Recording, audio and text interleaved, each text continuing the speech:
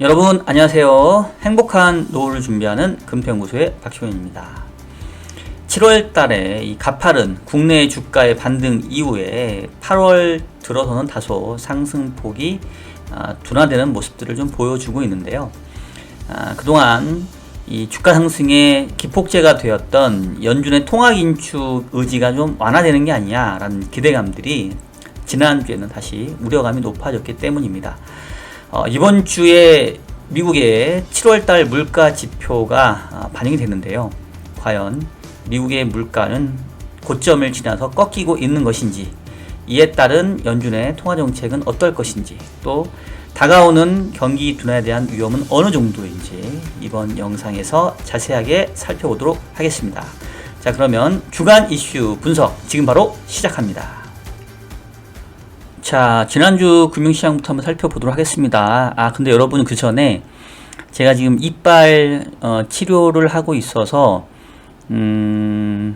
발음이 상당히 안 좋습니다. 지금 약간 발음이 새고 있어요. 그래서 왜 오늘따라 이렇게 그 발음이 새지? 이렇게 여러분 좀 의아해 하실 것 같아서 미리 말씀을 드리겠고, 제가 지금 다음 주에 인포맥스 방송도 있고 금요일 날은 또 3프로 방송도 있는데 좀 걱정이 됩니다. 근데 하여튼 최대한 발음에 주의를 할 테니까 여러분 이해를 해주시고 들어주시면 감사하도록 하겠습니다.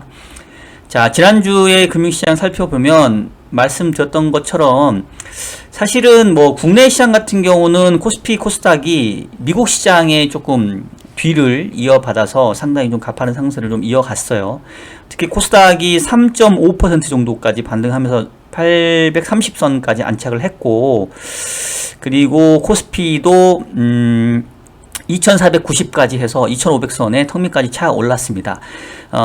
국내의 주가의 상승세가 이제 7월 중순부터 가파르게 나타나기 시작을 했고요. 뭐니 해도 외국인들의 도움이 컸다라고 볼 수 있겠죠. 지난주에 외국인들이 거래소 시장에서만 1조 5천억 원대의 순매수를 보였고, 지금 7월 이후부터 거의 한 달 반, 1주, 2주, 3주, 4주, 5주 연속으로 지금 순매수세를 지금 보여주고 있기 때문에 전체적으로 국내 시장도 계속해서 이 최근에 글로벌 주가의 반등의 바턴을 좀 이어받았다라고 할 수 있을 것 같습니다.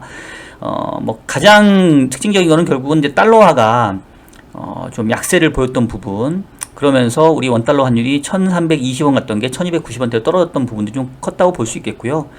그리고 근본적인 원인은 유가 하락에 있다라고 볼 수 있겠죠. 지금 유가가 100불도 깨고 내려왔던 게 지난주에는 89불까지 하락을 했으니까 상당히 가파른 그런 유가의 하락이 좀 진행이 됐었고요.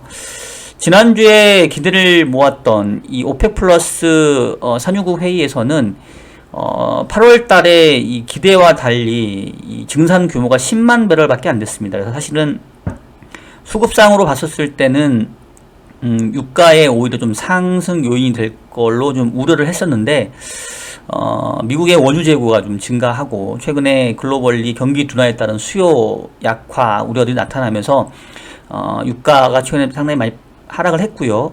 지난주 수요일날 이 오펙 플러스 산유국들이 10만 배럴 증산에 그친 이유도 결국은 이런 수요 둔화를 반영해서 지금 상태에서 공급을 굳이 늘릴 필요가 없다라는 그런 자체적인 수급 판단을 했기 때문이 아니냐, 이런 식으로 좀 해석이 되면서 상당히 유가가 좀 빠르게 하락을 했습니다.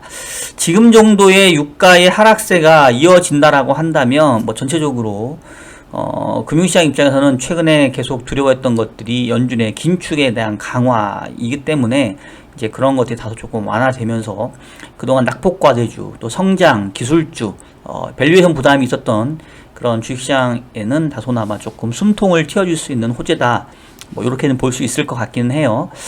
자, 그런데 이제 미국 시장을 보게 되면은 7월 달에 나스닥이 12%까지 급등했던 그런 그 상승 탄력이 8월 들어서는 확실히 조금 둔화되고 있습니다. 지금 다우 같은 경우도 한 32,000선에서 120일 이평선과 맞이하면서 조금 윗단이 막히는 모습이고요.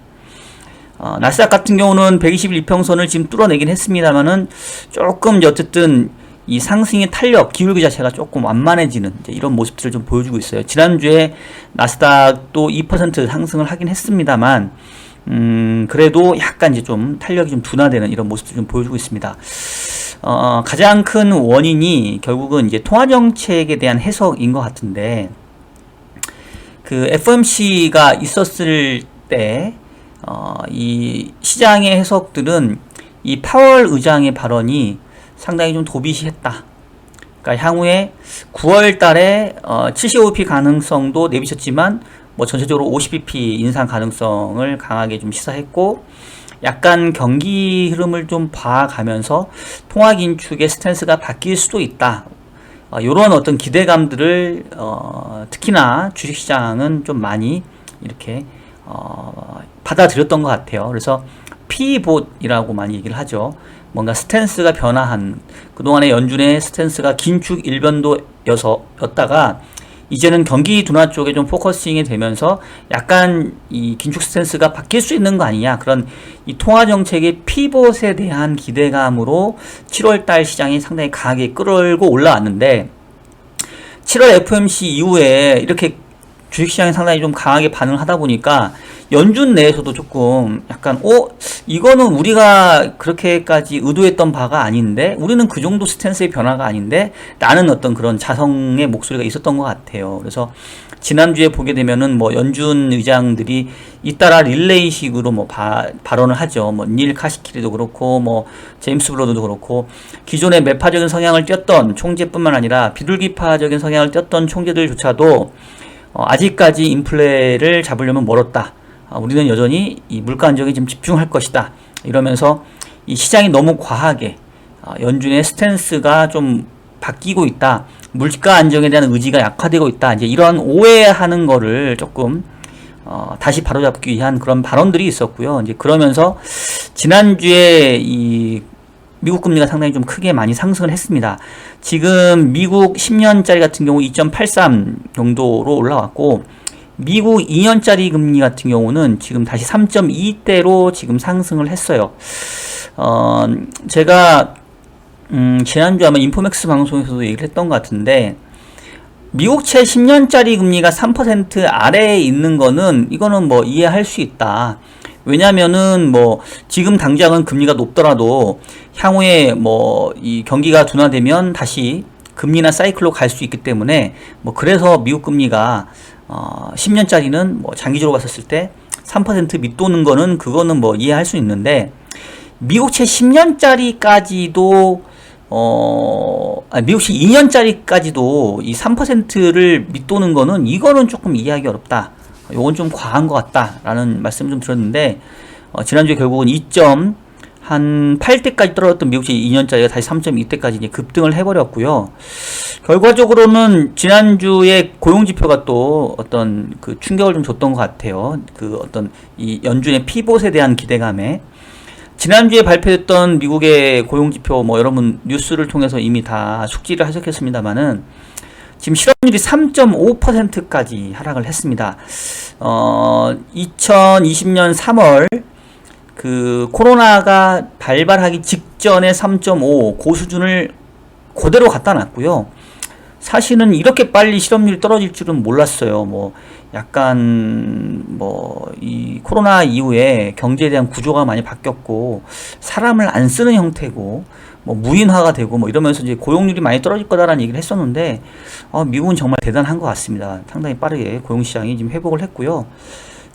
비농업 일자리 수도 기대치보다 상당히 좀 높게 나왔습니다. 예상치가 25만 건인데 지금 52만 8천 건 해서 상당히 높은 고용이 나왔고, 뭐 지난 6월달 고용도 상당히 좀 업그레이드가 됐고요.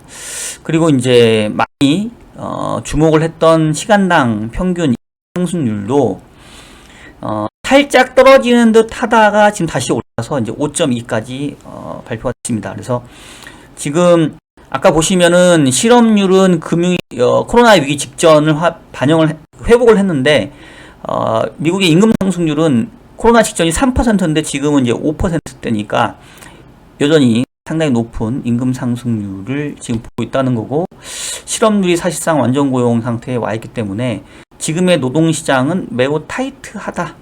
이렇게 볼 수가 있을 것 같고요. 이런 상황에서 과연 연준이 물가가 다소 피크를 지난다 하더라도 긴축의 의지를 완화시킬 필요가 있겠냐.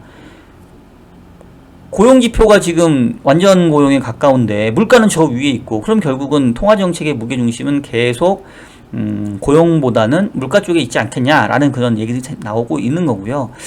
그래서 이 CME 선물시장에 상장된 FF 선물을 보게 되면 지금 9월 21일 날 있는 FOMC에서 75p 인상 가능성이 다시 높아졌습니다. 68%로. 그 전까지만 하더라도 현재 2.5에서 그러니까 상단 기준으로 2.25에서 2.5의 기준금리가 2.75에서 3.0, 즉 50bp 금리 인상 가능성이 지난주만 하더라도 뭐 한 60, 70%였는데 지금은 다시 75p 인상 가능성이 68%로 높아져 버렸습니다. 다만 터미널 레이트 기준으로는 3.5에서 3.75 정도, 그 정도 수준이 이번에 금리 인상 사이클의 마지막이지 않겠냐, 뭐 요런 시장의 기대는 아직은 좀 유지가 되고 있는 것 같습니다. 어쨌든 전체적으로 물가에 대한 피크아웃에 대한 기대는 유가가 하락함으로 인해서 상당히 커졌지만, 연준 입장에서는 여전히 완전 고용인 상태에서 물가가 뭐 9%에서 떨어진다 한들 아직도 상당히 높은 2%대보다 높기 때문에 계속해서 긴축은 가져갈 수밖에 없는 거 아니냐, 이제 이런 내용들이 이제 지난주에 다시 좀 해석이 된 것 같고요. 요 상황에서 요번 주에 우리가 주목해 봐야 될 그 경제 지표는 결국은 요번 주 수요일 날 발표되는 미국의 7월 CPI가 되겠습니다. 현재 미국의 CPI의 예상 수준을 보게 되면 근원 소비자 물가 지수 기준으로는 한 10% 정도 좀 예측이 되고 있는데요.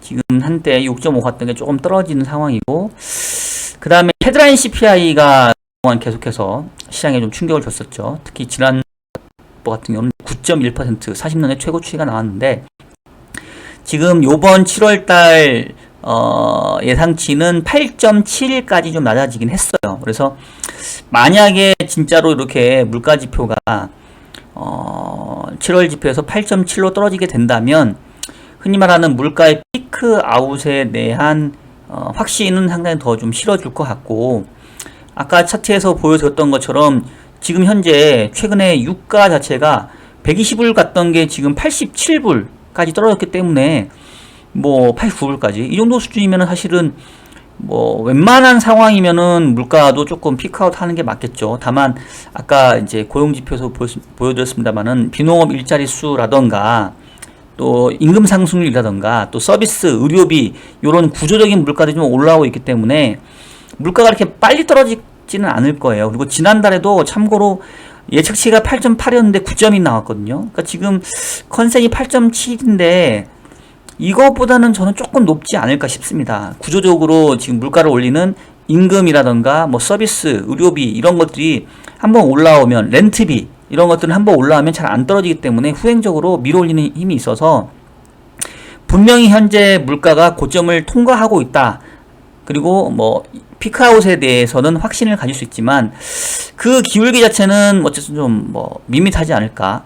근데 어쨌든 요번 주에 발표되는 이제 물가 지표가 고점을 보는 듯한 그런 그 모습들은 좀 확인을 시켜줄 것 같아서, 그렇게 보게 되면은 이 금융시장 입장에서는 그동안 어떤 상당히 부담감으로 작용했던 물가에 대한 급등세, 또 이에 따른 연준의 긴축 강화, 요거에 대한 공포감은 조금 한결 완화됐다고 볼 수 있겠고, 사실은 뭐 그게 최근에 이미 일정 부분 선반영돼서 뭐 7월 그리고 8월 첫째 주까지도 전반적인 국내 주가의 반등의 원인이었다고 생각을 해요. 그래서 이번 주에 물가 지표가 좀 떨어진다 해서 이게 뭐 추가적으로 여기서 더 주가를 뭐 올린다기보다는 그냥 최근의 주가 반등을 좀 합리화시키는, 정당화시키는 정도 좀 요인이 될 것 같고요. 이제 여기서 이제 주목해야 될 거는 결국은 유가가 왜 이렇게 떨어졌냐라고 원인을 놓고 보면 앞서서 얘기했던 것처럼 산유국들이 비록 8월 달에 10만 배럴의 증산에 그쳤음에도 불구하고 유가가 급락세를 보인 이유는 수요 둔화에 대한 부분, 즉 경기가 이제 나빠지기 시작한다, 이런 우려들이 지금 생기고 있는 거거든요. 지금 그 미국의 3분기 전망치를 보게 되면 GDP 나우에서 추정하는 성장률 예상치가 현재 1.4% 정도 됩니다. 그러니까 미국의 성장률은 전기 대비 연율을 써요. 그래서 만약에 3분기 성장률이 1.4% 나온다라고 하면 무슨 얘기냐면 3분기에 성장했던 속도로 향후에 4분기 연속으로 이런 속도로 이어지면 연간 미국 성장률이 1.4가 될 겁니다. 이제 이런 연율 개념이거든요. 근데 지금 여러분 1분기, 2분기가 원래 미국 경제가 마이너스를 보였잖아요. 그러니까 3분기가 연율로 1.4가 나오면 사실은 연간 기준으로는 앞에 상반기에 지금 성장률을 까먹었기 때문에 하반기에는 3분기에 적어도 한 2, 3% 나오고 뭐 4분기에도 한 2, 3% 나와야 연평균 냈었을 때 미국 경제 성장률이 평균 한 1% 중반 정도 수준밖에 안 될 거예요. 근데 지금 3분기에 1.4밖에 안 된다고 한다면 2분기에 마이너스 성장을 했음에도 불구하고 3분기가 그거에 더해서 1.4면 사실 상당히 저조한 수준입니다. 그러니까 2분기, 1, 2분기 마이너스 성장에서 벗어났다라고 긍정적으로 볼 여지도 있지만 1, 2분기 마이너스였는데 3분기 성장률 1.4밖에 안 되라고 한다면 상당히 성장의 탄력이 그만큼 좀 둔화되고 있다, 이렇게 볼 수 있겠고요. 고용지표가 상당히 지금 이제 좋으니까 야 뭐 고용이 좋은데 뭐가 문제야 라고 얘기할 수 있습니다만, 고용지표는 사실은 정말 그 후행 중에 후행하는 지표가 이제 고용지표고, 아이러니하게도 항상 미국 경제가 침체 국면으로 가기 직전에는 고용시장이 완전 고용이에요. 왜냐하면 완전 고용이란 얘기는 그 얘기는 더 뽑을 사람도 없다는 거죠. 이미 충분히 고용이 이루어졌다고 볼 수 있기 때문에 신규로 더 뽑을 건 없고, 오히려 이제 이렇게 높아진 고용률이 경기 둔화와 맞물리게 되면 다시 이제 고용시장에서 상당한 이 실업자가 발생할 수도 있겠죠. 그래서 지금 현재의 가격대에서 우리가 이제 주목해 봐야 될 거는 7월 달에 가파른 주가 반등, 그리고 국내에서도 뭐 지난주에 상당히 좀 주가가 많이 올라오면서 이 정도면은 요번 주에 발표되는 물가의 피크아웃에 대한 기대감은 이미 유가가 하락하면서 선반영됐다. 그래서 지금 물가가 피크아웃을 보인다 해서 이 자체가 여기서 더 주식시장의 호재로 작용할 것 같지는 않고요. 이제 지금 봐야 될 거는 그럼에도 불구하고 연준이 계속 긴축을 할 건지, 그리고 이런 긴축에 따라서 실질적으로 경기의 둔화 압력이 얼마나 크게 나타날 건지, 이제 요 부분들에 아마 시장의 무게중심이 이어갈 것 같고, 그렇다고 한다면은 뭐 지난주에 제가 이 8월달 월간 포트를 얘기하면서도 말씀드렸습니다만, 전체적으로 향후의 시장 방향은 7월달에 가파른 주가의 반등이 있었고, 뭐 8월달까지도 연준의 이 통화정책 회의가 없기 때문에 아마 뭐 상승세는 이어질 수 있을 것이다. 다만 상승 탄력은 둔화될 거고, 8월 말에 가까워지면 잭슨홀 미팅도 있고, 9월 달부터는 연준의 양적 긴축이 시작되고, 또 9월 21일 날에는 FOMC에서는 현재로서는 뭐 75bp의 금리 인상 가능성도 다시 지금 거론되고 있기 때문에 여기서 시장이 더 뻗어 나가기에는 좀 어렵지 않느냐. 이제 지금 정도 수준에서 이른바 조금 균형을 잡아가는 이런 모습들이 될 것 같고요.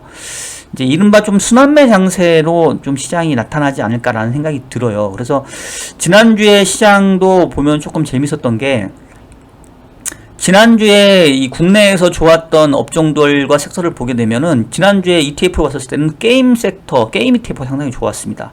뭐 타이거 K 게임이 8.4%, 코덱스 게임 산업, 하나로 게임, 뭐 게임 테마, 그 다음에 뭐 미국의 바이오, 그리고 국내에서는 2차 전지, 그 다음에 미디어 엔터테인먼트 쪽. 지난주에 이제 카카오하고 네이버가 조금, 특히 카카오가 지난주 좀 반등을 했었죠. 그래서 그동안 이제 시장의 반등을 이끌었던 게 이제, 반도체하고 자동차 쪽이었다가 이게 약간 이제 거기서 올라오니까 그 다음에 타자로 그동안 주가의 조정이 심했었고 밸류에이션 부담이 있었던 이런 성장주, 특히 국내에서는 게임주하고 요런 미디어 엔터테인먼트 관련 종목들이 이제 성장주와 기술주로 좀 분류가 되기 때문에 요런 쪽에서 지금 지난주에 조금 반등이 좀 나타나고 있거든요. 그래서 아마도 지수 자체는 어느 정도 박스권에서 횡보하는 상황에서 그동안에 조금 못 올랐던 종목들이 조금 오르고 올랐던 종목들은 조금 다시 좀 기울기가 좀 꺾이면서 뭐 밋밋해지는 뭐 이런 정도의 모습이 8월 말 정도까지 좀 이 주식시장 내에서는 좀 나타나지 않겠나 이런 생각들을 좀 해보고 있고요. 채권시장의 경우에는 그 요 기사 최근에 조금 재미있는 것 같은데 요즘에 역 머니무브 이래가지고 개인 투자자들이 한 달간 코스피를 1조를 빼고 채권을 3조를 샀다라고 합니다. 증시 하락장에서 안전자산으로 이동하고 있고 증권사의 연 4%대 채권 특판이 지금 인기 완판되고 있다라고 하는데 뭐 모르겠어요. 저희 구독자분들 중에서 채권 투자를 이렇게 하시는 분이 있는지 모르겠는데 거액자산가들, 슈퍼리치들 금융자산 규모로 10조 뭐 넘어가는 분들은 뭐 주식만 하는 게 아니라 채권도 상당히 좀 적극적으로 하시고 뭐 브라일 채권도 하시고 해채권도 많이 하고 저도 이제 제가 예전 채권 애널리스트로 증권사에 근무할 때 실제 리테일에서 이렇게 이런 채권을 사시는 분도 가서 세미나를 하기도 했었는데요. 근 몇 년 동안 채권 투자에 메리트 전혀 없다가 지금 채권 같은 경우에는 그러니까 국채 금리를 보시면 안 되고 이제 그 이외에 회사채 금리를 봐야 되는데 지금 국내 3년짜리 금리는 3%에 육박을 했고 10년짜리 3.1%니까 뭐 국채 금리 봐가지고는 야 이거 뭐 3% 사가지고 의미가 있냐 뭐 이런 얘기를 하실 거예요. 근데 국채 금리 말고 크레딧 금리를 보시면 국채 3년이 3. 몇 %면은 회사채 금리는 뭐 4% 5% 나올 수 있거든요. 그래서 지금 보니까 농협 금융채, 뭐 우리금융, KB금융주주 이런 트리플 A의 은행 등급 채권도 지금 4% 나오고 있고 이거 말고 이거는 지금 보니까 그냥 선순위 채권이 이 정도라고 지금 나오고요. 요거 말고 그 은행의 신종 자본증권이라고 있어요. 그래서 평소에는 채권이다가 만약에 어떤 조건을 만족하면 이제 채권이 주식으로 자본화가 되는, 그러니까 채권 투자자 입장에서는 황당한 거죠. 나는 돈을 빌려줬는데 회사가 상황이 안 좋으면 돈을 빌려줬던 채권자가 아니라 나는 그냥 주주로 같이 그냥 코가 깨어서 엮여 들어가는, 그리고 우리가 신종 자본증권, 코코본드 뭐 이렇게 얘기를 하는데 그거 같은 경우는 막 5% 넘기도 하고 막 이렇습니다. 그리고 한전 최근에 뭐 계속해서 영업 적자를 기록을 하고 있는데 한전 채권도 한 4% 가까이 나왔었고요. 근데 한전 같은 경우는 뭐 적자긴 하지만 우리나라의 기반 산업인데 한전이 적자를 본다 해서 부도가 나진 않겠죠. 그래서 하여튼 요런 크레딧 자체가 실제로 우량한, 그리고 이제 제가 다니는 보험회사에서 요즘에 RBC를 확충하느라고 자기자본 확충 때문에 후순위 채권을 발행을 해요. 근데 보험사 후순위 채권들이 5%가 넘습니다. 근데 사실 보험사가 뭐 망하기 쉽지가 않죠. 그래서 개인 투자자들 입장에서는 지금 채권으로 우량한 그런 그 크레딧을 가진 채권들을 높은 금리에 살 수 있는 그런 기회가 되고는 있어요. 그래서 앞서 얘기했던 뭐 머니무브 뭐 이렇게 또 얘기를 하긴 하는데 일단은 단기적으로 국채 금리는 조금 많이 떨어진 거는 사실인 것 같아요. 그래서 트레이딩을 만약에 트레이딩 하는 사람도 없을 건데 뭐 이제 저희 구독자 중에서는 개인 투자 입장에서는 뭐 트레이딩을 하시지는 않을 건데 단기적으로 봤었을 때는 뭐 국채 금리가 좀 많이 떨어져서 미국 금리도 지난주에 조금 많이 상향 조정이 돼서 다시 국채 금리는 조금 반등할 가능성이 있습니다. 근데 뭐 크레딧 채권들의 금리는 크게 바뀌지는 않을 거고 결과적으로 어쨌든 간에 이 크레딧 채권에서 조금 높은 금리의 채권을 살 수 있는 기회들이 계속해서 좀 이어지는 그런 형태가 될 수 있기 때문에 뭐 이제 그런 것들을 좀 잘 선별해서 혹시 내 포트폴리오 상에서 나는 뭐 채권도 좀 일부 좀 섞어하고 싶다.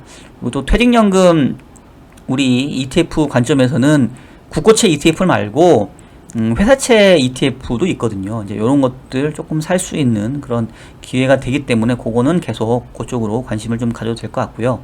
단기적으로 시장만 놓고 본다고 한다면은 채권 금리는 좀 너무 과하게 좀 빠진 부분이 있기 때문에 뭐 요건 조금 조정될 단기 조정에 좀 여진이 있는 것 같아요. 그래서 제가 8월 포트 얘기하면서 주식도 추가로 사기엔 좀 애매하고 채권도 쫓아가서 사기에는 애매하니까 그냥 중립으로 보고 차라리 신규로 투자할 거면 나는 그냥 국내 리츠를 하겠다. 뭐 이렇게 좀 말씀을 드린 게 있죠. 혹시 8월 포트가 관심이 있으시고 안 보신 분들은 지난주에 8월 포트폴리오 전략을 한번 보시기를 바라겠습니다.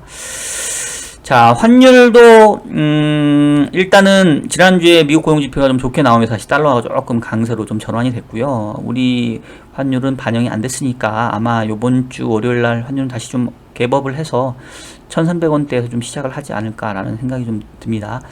뭐 그치만 전체적으로 뭐 1320원대에서는 어느 정도 좀 고점은 본 것 같긴 합니다. 그래서 전체적으로 이 금융시장의 이제 모습 자체를 봤었을 때는 약간 그 뭐 테마라고 해야 되나요? 컨셉 자체가 인플레이션에 포커싱이 되어 있다가 이제 물가는 피크아웃. 그래서 요거에 대한 막연한 공포감, 물가가 계속 높은 수준을 치고 올라가면서 연준의 긴축이 계속 강화될 수 있다. 이제 이러한 부담감은 조금은 완화된 것 같긴 해요. 그게 바로 7월 달에 이제 주가 상승의 동력이었던 것 같고. 근데 이제 반대급부로 나타나는 게 결과적으로 이렇게 최근에 유가가 떨어지고 물가가 피크아웃에 대한 기대를 갖고 있는 이유는 수요가 좀 둔화되는 차원. 그래서 이 수요가 드러내는 부분들이 아직은 주식시장에는 충분히 반영될 것 같진 않아요. 왜냐하면 기업의 실적들이 곧바로 이렇게 막 경기 매크로 환경에 영향을 받지는 않기 때문에 특히 미국 기술주 같은 경우는 뭐 여전히 계속 좋거든요. 근데 경기 둔화 기간이 좀 길어지면 길어질수록 이제 실질적인 그 기업 실적에도 영향을 주게 됩니다. 그래서 경기 둔화가 짧게 끝나면 경기 둔화에 대한 우려만 시장에 잠깐 있다가 실질적으로는 기업 실적에 변화가 없기 때문에 주가가 반락했다가 빠르게 반등하는 형태의 V자 반등이 나올 수 있는데 경기 침체와 둔화 기간이 길어지면 실질적으로 시차를 두고 기업 실적이 안 좋아지기 때문에 주가가 빠진 다음에 반등을 해도 살짝 반등한 다음에 다시 재하락하거나 아니면 그냥 바닥권에서 계속 머무는 횡보 장세가 좀 오래 갈 수 있거든요. 그래서 저는 사실 이번 사이클에서 좀 후자 쪽을 보고 있는 거죠. 왜냐면 물가가 피크아웃을 했다 하더라도 연준의 입장에서는 여전히 높은 수준이기 때문에 계속 긴축 스탠스를 가져갈 수밖에 없고 적어도 금리를 덜 올릴 딱 뿐이지 금리나 사이클로 빨리 못 갈 거고 높아진 금리가 시차를 두고 경제에 부담을 주고 기업 실적에 부담을 준다고 한다면 이런 상태에서의 주식시장의 모습은 가파른 반락 이후에 단기 반등 그리고 나서는 또 조정 내지는 그냥 현재 수준에서의 박스권 흐름이 조금 장기화되는 형태이기 때문에 이제 그런 관점에서 뭐 연말까지 주식시장을 계속 세게 보고 뭐 최근에 시장이 베어마켓 랠리로 시작했지만 뭐 연말까지 주가 상승세가 더 가파르게 이어질 수 있고 뭐 이런 어떤 다시 좀 기대감도 좀 생기고 있는 것 같은데 사실 저는 그 견해는 조금은 저는 이제 반하는 입장이고요. 근데 뭐 시장은 뭐 제가 뭐 저도 그냥 예측하는 사람의 한 명이니까 근데 일단 전체적인 시장의 흐름은 이제 저는 그렇게 보고 있고 지금 정도 수준에서는 이제 균형을 잡는 포트를 가져가야 된다. 결국은 물가가 고점을 지난 부분은 분명히 확실하기 때문에 물가가 상승세를 보이면서 나타났던 막연한 공포감 이제 그 부분에서는 벗어날 필요가 있고 다만 이제 경기 둔화가 시작되기 때문에 이제 이 부분에 대해서는 또 우리가 어느 정도 보수적인 입장을 가져야 되고 그렇다고 한다면 현재에서 포트는 조금 균형 잡힌 포트가 좀 필요한 것 같고요. 지수대나 가격대도 뭐 코스피도 지금 이제 2500선을 좀 회복할 가능성은 높아 보이나 그 이후에서는 상승 탄력은 좀 확실히 지수는 둔화될 거다. 지수의 박스권 내에서 순환매 장세에 대비를 할 필요가 있고 뭐 채권 시장 전체적으로는 단기적으로 가파르게 금리가 떨어진 부분 좀 반등할 수 있다. 다만 뭐 리테일 쪽에서 살 수 있는 회사채에서는 높은 금리에 살 수 있는 기회들이 계속 줄 수 있겠다. 뭐 이 정도. 그리고 전체 퇴직연금 포트를 짠다고 한다면 차라리 지금은 그동안 성과가 부진했고 아직은 회복이 되지 않은 리츠가 오히려 저가 매수 메리트가 있겠다. 이런 정도 오늘 정리해서 말씀을 드릴 수가 있겠습니다. 자, 여러분 지금까지 이슈 분석 영상 보내드렸고요. 말씀드렸던 것처럼 제가 지금 발음이 많이 새고 있죠. 지금 뭐 이빨에 무슨 제가 이제 임플란트를 하게 돼가지고 지금 이제 하여튼 이빨이 없어요. 지금 어딘가가 없습니다. 그래서 틀니를 끼워놓은 상황이기 때문에 상당히 지금 발음하는데 애를 먹고 있는데 여러분 너무 발음이 좋지 않더라도 이해를 해주시기 바라겠고요. 오늘 결과론적으로 물가는 고점을 지난 것 같지만 또 경기 둔화에 대한 우려가 남아있고 여전히 연준의 긴축 기조가 끝나지 않았기 때문에 어느 정도 균형 잡힌 운영에 대한 스탠스가 필요하다, 이런 정도 말씀을 드리면서 저는 오늘 영상 마치도록 하겠습니다. 이번 주는 월요일날 인포맥스 라이브에서 월요일 7시에 뵙도록 했고요. 3% 퇴근길 아마도 금요일 7시에 뭐 특별한 상황이 없으면 출연 예정이 있으니까 또 혹시 저희 구독자분들 채널에서 저를 도와주시면 좀 응원도 해주시고, 다른 사람들은 막 이렇게 자기 구독자분들이 딴 데서 응원 많이 해주시더라고요. 하여튼 많은 응원 부탁드리겠습니다. 자, 그러면 오늘 영상은 여기서 마무리하도록 할게요. 여러분 다음 시간에 뵙도록 하겠습니다. 안녕.